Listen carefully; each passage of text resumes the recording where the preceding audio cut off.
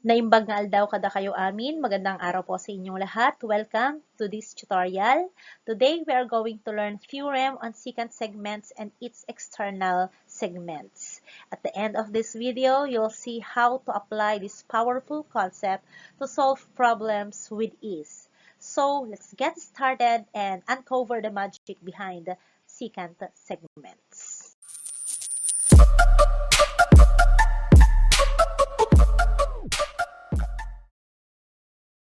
A theorem that talks about secant segments and its external secant segment is what we call secant segment theorem, or in other book they call it secant segment product theorem. So ano yung sinasabi ng theorem na ito?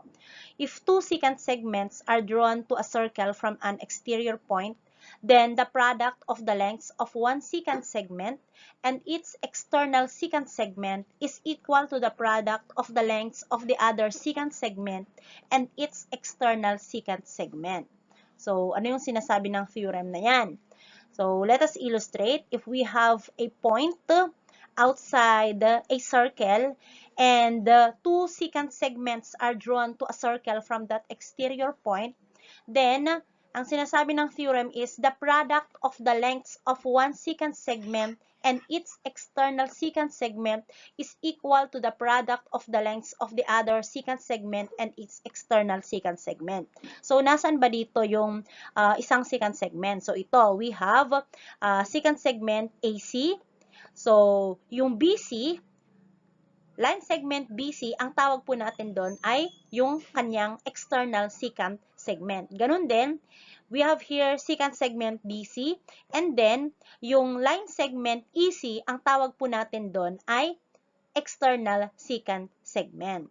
So, kapag isi-symbolize natin yung theorem, we have the whole times outside is equal to whole times outside, or line segment AC, so ito yung kabuuan, times line segment BC, so yun yung nasa labas niya, external, is equal to line segment DC, so yung kabuuan na isa, times line segment EC, so yun naman yung kanyang external segment. The two secant segments in the illustration are line segment AC and line segment DC. Now, we want to prove that the product of line segment AC and its external segment BC is equal to the product of secant segment DC and its external segment EC. So, first, let us draw a line connecting points D and B. So, yan, we have their line segment DB. Also, let us draw a line connecting point A and point E. So, thus, we have line segment AE. So, now, let us start writing our two-column proof. So, yung first column are the statements and the second column contains all the reasons. Ngayon, balikan natin yung ating illustration. As we can see, angle CAE, yung inscribed angle na yan, and angle CDB. So, these two inscribed angle intercept the same arc. And we have the intercepted arc DE. So, ano yung mako-conclude natin? We can conclude that angle CAE is congruent to angle CDB. For what reason? That is inscribed angle theorem. Also, we can see that angle ACD is congruent to itself, angle ACD. For what reason? That is reflexive property. Okay, ngayon, meron ba tayong mako-conclude from that first two statements? So, in Euclidean geometry, we have theorems that talk about similar triangles. And one of the theorem is the angle-angle similarity theorem. So, ano yung sinasabi ni angle-angle similarity theorem? So, ang sabi niya, two triangles are similar if they have corresponding angles that are congruent. Since we have here two pairs of congruent corresponding angles, so we can conclude that triangle AEC is congruent to triangle DBC. For what reason? That is angle-angle similarity theorem. Let us copy the two triangles and set them apart para makita natin. So we have triangle AEC, which is similar to triangle DBC. So they are similar. So pinaghiwalay lang natin from the illustration. Ngayon, ano pa yung information na pwede nating mapiga from this? So in Euclidean geometry, if two triangles are similar, then their corresponding sides length are proportional. So, ibig sabihin, side AC is to DC equals side EC is to BC. So, hindi na natin isinama yung AE is to DB kasi nga hindi natin siya kailangan sa proving. So, ano yung reason dito sa statement number 4? The reason is corresponding sides of similar triangles are proportional. And by using cross multiplication or the cross product theorem, so ibig sabihin cross multiply AC times BC, and then yung isa naman ay DC times EC.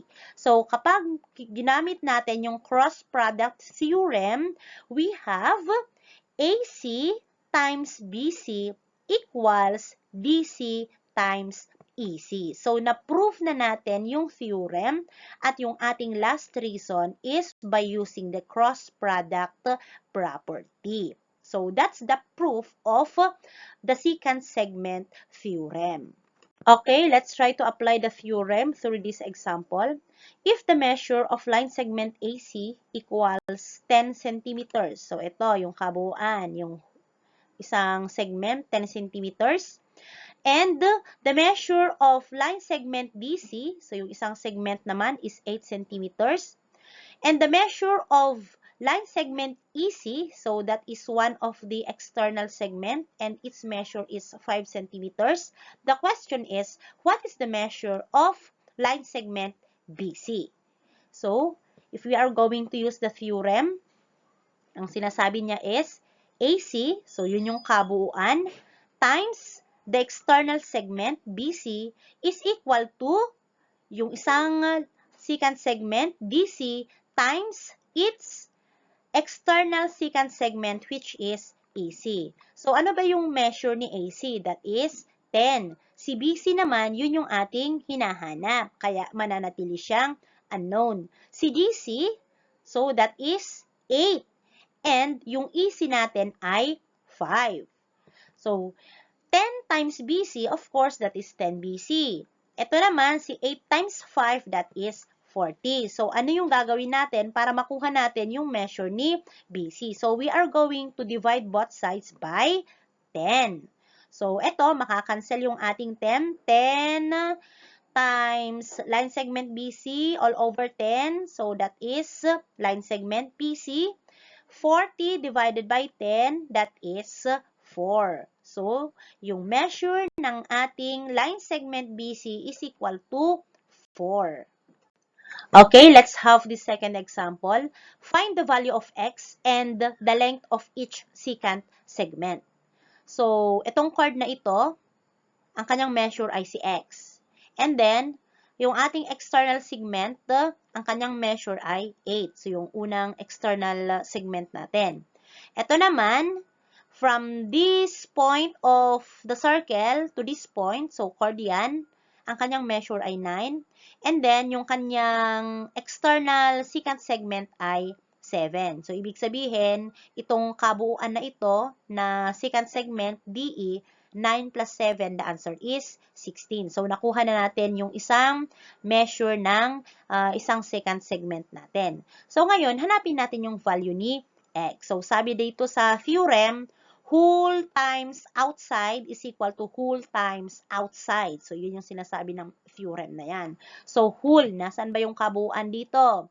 So, ibig sabihin, we have, okay, inuna niya yung nasa baba, 9 plus 7, kasi nga buo. So, 9 plus 7 times yung nasa labas na outside, that is 7. Okay, yung isa naman, whole. So, x plus 8 kasi nga kabuuan. So, yung measure ni GE. So, x plus 8 times yung ating external segment na ang kanyang measure ay 8. Okay, so, simplify natin yung pwedeng simplify. 9 plus 7, that is 16. Okay, 16 times 7 is 112. Ito, if we are going to multiply x plus 8 by 8, the answer is 8x plus 64. So, via distribution. Ano? So, x times 8, 8x, 8 times 8, 64.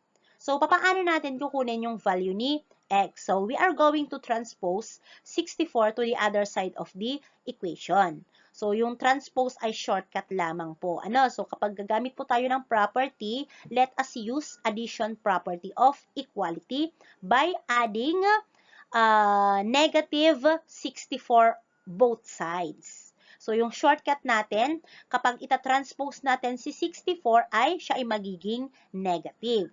So, we have 112 minus 64, that is equal to 48 equals 8x. Since ang hinahanap natin ay yung value ni x, so ang gagawin natin is to divide both sides by 8. So, yun yung numerical coefficient ng x. So, 8x divided by 8, that is x, and 48 divided by 8, that is 6. So, we have x equals 6. So, yun yung value ni 6. O ngayon, ang hinahanap ay yung length of each secant segment. So, isa pang hinahanap yon. Ibig sabihin, yung length ni DE, nakuha na natin kanina, 9 plus 7 equals 16. And then, yung length ni GE naman, since ang x natin ay 6. So, yan, yung hinanap natin. So, we have 6 plus 8, and that is equal to 14. That's it for now. Thank you for watching. I hope this tutorial helped make things clearer for you. And also, don't forget to like, subscribe, and hit the notification bell so you won't miss any future lessons. Keep practicing and see you in the next video. Paalam!